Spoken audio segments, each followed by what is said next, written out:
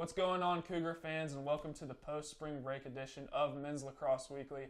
I'm Parker Kelly with the Cougar Sports Network, and I'm once again joined by head men's lacrosse coach, Coach Scott Gwynn. Coach, how are you doing today? I'm doing all right, and yourself? I'm doing all right, thank you.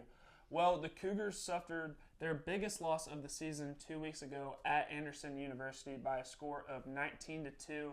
There were some positive takeaways. Joey Fours scored the first goal of the game. It was also his first career goal. Jared Tabor also added in with another goal of his own, and he's kind of been on a tear as of recently. But from a coaching perspective, what went wrong for the Cougars 2 weeks ago? Well, injuries are part of it. When you're down to one sub and you're having to use your goalies in the field, and that's not his specialty position, right? There's a reason that we brought him in to play goal, and so we had to toss Carter out in the field, and he played exceptional, but it's not his specialty. Right? We ask him to go above and beyond for the team, and he does the best that he can given the circumstances, so that definitely was tough. Lots of penalties. Lots of penalties also killed us. I believe there was something crazy, like 27 penalties between the two of us in that game, which is not normal. That's very out of the range of what you expect for a game. But it killed us, and we gave him a lot of easy opportunities.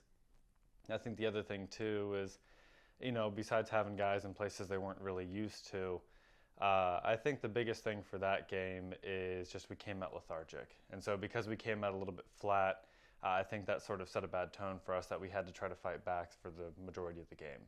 Right. And the injury bug has kind of been running through the team early in the season. The Cougars got an unexpected bye week last week after the game against Trine University was canceled. How important is it for guys to kind of get rested up, get healthy, as conference play is just about 2 weeks away? Well, it's huge. I think the biggest thing is you got to get guys back into games where they feel that they can go all out without having to risk re-aggravating existing injuries or previous injuries. The unexpected bye week did give our guys a little bit more rest than maybe they were thinking they were going to have. But before we were going to play those last two non-conference games, we were going to have another weekend off in this upcoming one. Of course, we picked up Clark's that way we can get to our 15 games and our guys can get their feet under themselves again. But it's very important that our guys realize, okay, I have a little bit more energy. I'm feeling a little bit better. I don't have these aches and pains anymore. I got to go out and I got to play at the best of my ability to set the standard to build that momentum going into conference. I mean, we have a good first couple games in the conference where if we come in disciplined and we come in ready to go, make an early push to get some ground in the conference play very quickly. I think also having that unexpected bye week sort of sets the tone for this Clark game as well, to build momentum where if we have a good game against Clark, we have a good game against Northland, we have a good game against Carroll, I don't see us dropping a beat going into conference play. Right. Yeah, and as you just talked about, the team will be on the road this Friday at Clark University, and this is a team that you scrimmaged in the preseason, lost a very close match. What's the plan this time around to kind of flip the script on Friday?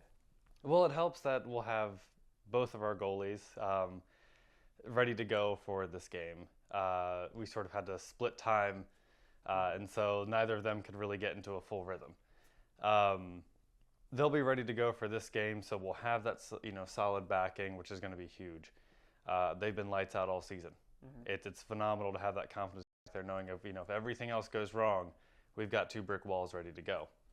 The other thing is, in that scrimmage, we weren't game conditioned yet. That's why you scrimmage. Right. And so we made a lot of mistakes as we were tired, or we tried to do too much because we were feeling it a little bit.